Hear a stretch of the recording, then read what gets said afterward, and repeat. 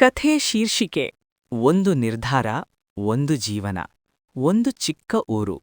ಆ ಊರಿನಲ್ಲಿ ರಘು ಎಂಬ ಯುವಕ ವಾಸಿಸುತ್ತಿದ್ದ. ರಘು ಬುದ್ಧಿವಂತನಾಗಿದ್ದರೂ ಜೀವನದಲ್ಲಿ ಯಾವತ್ತೂ ಗೊಂದಲದಲ್ಲೇ ಇರುತ್ತಿದ್ದ. ಏನು ಮಾಡಬೇಕು, ಎಲ್ಲಿಗೆ ಹೋಗಬೇಕು ಎಂಬ ಪ್ರಶ್ನೆಗಳು ಅವನ ಮನಸ್ಸನ್ನು ಸದಾ ಕಾಡುತ್ತಿತ್ತು. ರಘುವಿನ ತಂದೆ ರೈತ, ತಾಯಿ ಮನೆಯ ಕೆಲಸದಲ್ಲಿ ನಿರತರಾಗಿದ್ದಳು. ಹಣಕಾಸಿನ ಸ್ಥಿತಿ ಚೆನ್ನಾಗಿರಲಿಲ್ಲ. ರಘು ಕಾಲೇಜು ಮುಗಿಸಿದ್ದ, ಆದರೆ ಕೆಲಸ ಸಿಕ್ಕಿರಲಿಲ್ಲ. ಪ್ರತಿದಿನ ಬೆಳಗ್ಗೆ ಎದ್ದು ಮೊಬೈಲ್ ನೋಡುತ್ತಾ ಇವನು ದುಡ್ಡು ಮಾಡಿದ್ದಾನೆ, ಅವನು ಯಶಸ್ವಿಯಾಗಿದ್ದಾನೆ ಎಂದು ಇತರರ ಜೀವನ ನೋಡುತ್ತಾ ತನ್ನ ಜೀವನದ ಮೇಲೆ ಬೇಸರ ಪಡುತ್ತಿದ್ದ. ಒಂದು ದಿನ ತಂದೆ ಹೇಳಿದರು, ಮಗ, ಏನಾದರೂ ಕೆಲಸ ಶುರುಮಾಡು, ಚಿಕ್ಕದಾದರೂ ಪರವಾಗಿಲ್ಲ.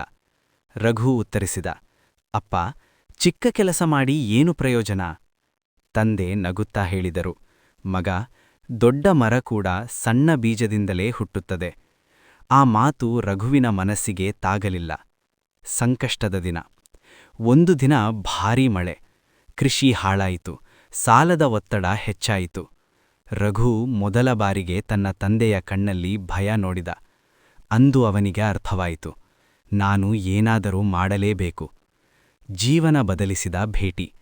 ಆ ದಿನ ಸಂಜೆ ರಘು ದೇವಸ್ಥಾನದ ಬಳಿ ಕುಳಿತಿದ್ದ. ಅಲ್ಲಿ ಒಬ್ಬ ವಯಸ್ಸಾದ ವ್ಯಕ್ತಿ ಬಂದು ಪಕ್ಕದಲ್ಲಿ ಕುಳಿತರು. ಅವರು ಕೇಳಿದರು, ಮಗ, ಏಕೆ ಇಷ್ಟು ಚಿಂತೆಯ ಮುಖ? ರಘು ತನ್ನ ಎಲ್ಲಾ ಸಮಸ್ಯೆ ಹೇಳಿಕೊಂಡ. ಆ ವೃದ್ಧೆ ನಿಧಾನವಾಗಿ ಹೇಳಿದರು, ಮಗ, ಜೀವನದಲ್ಲಿ ಅವಕಾಶ ಹುಡುಕಬೇಡ, ನಿನ್ನಲ್ಲೇ ಇರುವ ಸಾಮರ್ಥ್ಯವನ್ನು ಹುಡುಕು. ರಘು ಕೇಳಿದ, ನನ್ನಲ್ಲಿ ಏನು ಸಾಮರ್ಥ್ಯ?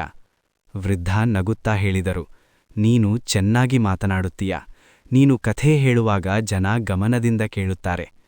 ಅಂದು ರಘು ತನ್ನ ಬಾಲ್ಯ ನೆನಪಿಸಿಕೊಂಡ. ಅವನು ಮಕ್ಕಳಿಗೆ ಕಥೆ ಹೇಳುತ್ತಿದ್ದ, ಎಲ್ಲರೂ ಇಷ್ಟಪಡುವರು. ಹೊಸ ಆರಂಭ. ಮನೆಗೆ ಬಂದ ರಘು ಒಂದು ನಿರ್ಧಾರ ಮಾಡಿದ್ದ, ನಾನು ಕಥೆ ಹೇಳುವವನಾಗುತ್ತೇನೆ. ಮೊಬೈಲ್ ತೆಗೆದುಕೊಂಡು ಮೊದಲ ಬಾರಿ ಯೂಟ್ಯೂಬ್ನಲ್ಲಿ ಕನ್ನಡ ಕಥೆ ಅಪ್ಲೋಡ್ ಮಾಡಿದ. ಮೊದಲ ದಿನ 10 ವ್ಯೂಸ್, ಎರಡನೇ ದಿನ 25 ವ್ಯೂಸ್. ರಘು ನಿರಾಶನಾಗಲಿಲ್ಲ. ಪ್ರತಿದಿನ ಒಂದು ಕಥೆ, ನಿಧಾನವಾಗಿ, ಸ್ಪಷ್ಟ ಧ್ವನಿಯಲ್ಲಿ. ಬದಲಾವಣೆ. 1 ತಿಂಗಳ ನಂತರ ಒಂದು ಕಥೆ ವೈರಲ್ ಆಯಿತು. 1000, 10,000, 1,00,000 ವ್ಯೂಸ್. ಜನ ಕಮೆಂಟ್ ಮಾಡಿದರು, ನಿಮ್ಮ ಕಥೆ ನಮ್ಮ ಮನಸ್ಸಿಗೆ ತಾಕಿತು, ಇನ್ನಷ್ಟು ಕಥೆಗಳು ಬೇಕು. ರಘುವಿನ ಕಣ್ಣು ತುಂಬಿತು. ಫಲ. ಕೆಲವು ತಿಂಗಳ ನಂತರ ಚಾನೆಲ್ ಮಾನಿಟೈಸ್ ಆಯಿತು.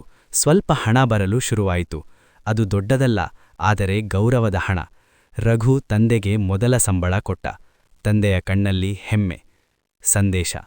ಒಂದು ದಿನ ಮತ್ತೆ ಆ ವೃದ್ಧ ವ್ಯಕ್ತಿಯನ್ನು ಹುಡುಕಲು ಹೋದ, ಆದರೆ ಅವರು ಕಾಣಿಸಲಿಲ್ಲ.